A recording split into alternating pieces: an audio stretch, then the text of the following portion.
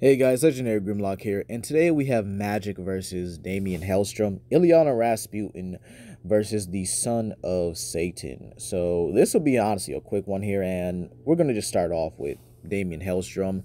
Obviously, one of the more powerful sorcerers in the Marvel universe, 616 universe, by the way.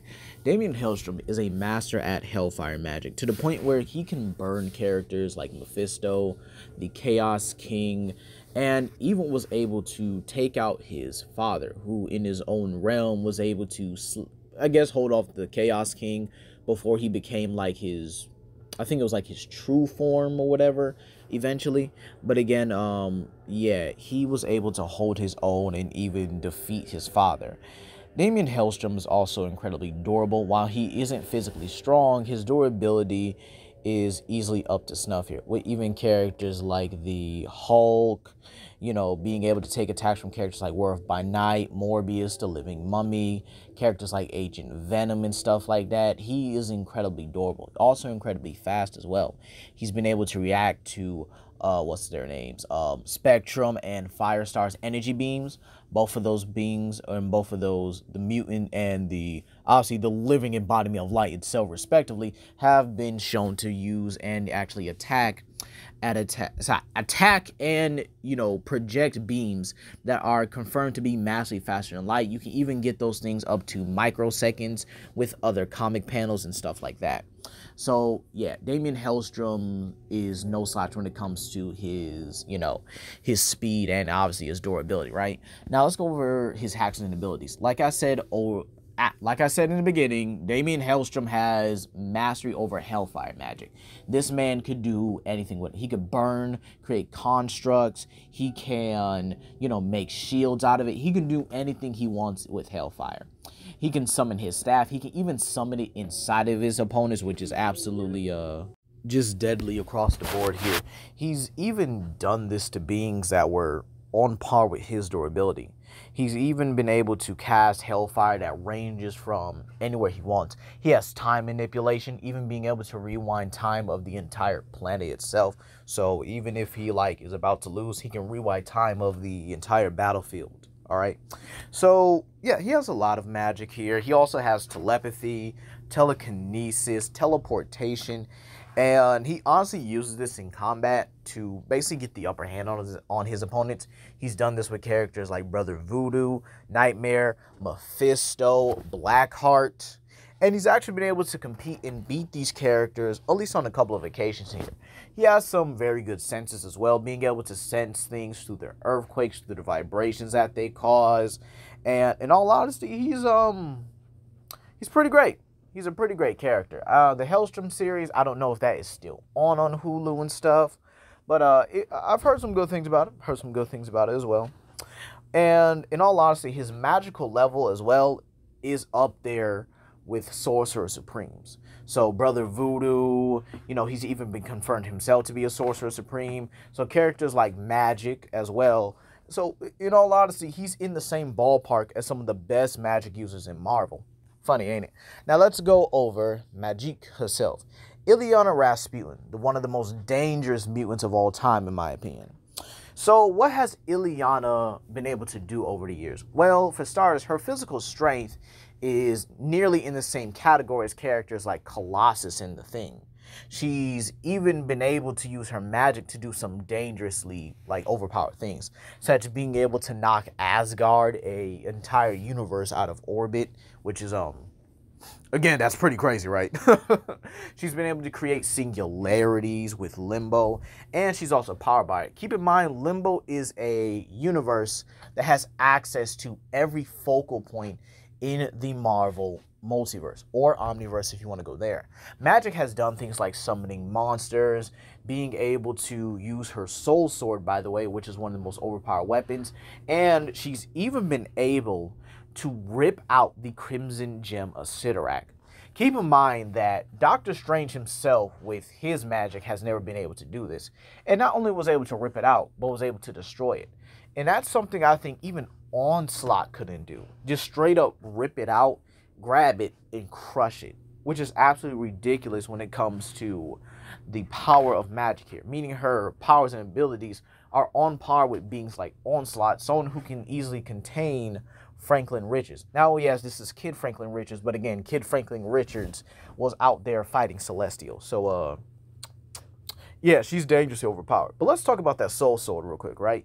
This Soul Sword has, in all honesty, it's one of the most dangerous weapons I've ever seen against any Magik user, all right? Like, it's able to take enchantments. It's even able to rip an opponent's magic out of their body, basically leaving someone powerless here.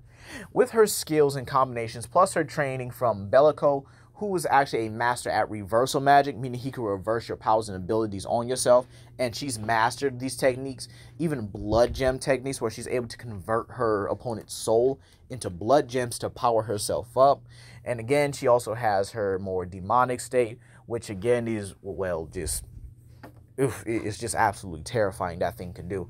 It scared Juggernaut, even being able to restrain him with her magic, and that's how she was able to like pull out the Crimson Gem and simply just crush it like it was nothing. And again, her demon form has also been able to fight on par with even the strongest of demons from Limbo that have been able to give Colossus a hard time. So yeah, she's absolutely ridiculous here. Keep in mind as well, her access to Limbo does not extend just from, you know, her being able to teleport there. She can use its energies to amplify herself here. She's used this in a plethora of ways in the past here, and she's just absolutely one of the more dangerous magical-based mutants, if not magical-based opponents of all time. So without further ado, let's talk about it. Who wins this matchup here? Now, in the last one, I think I said this was pretty close here.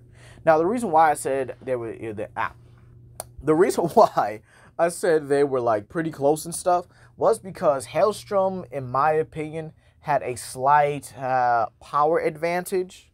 You know, he's been constantly competing with beings like Elder Gods, competing with things like Eternals and stuff like that.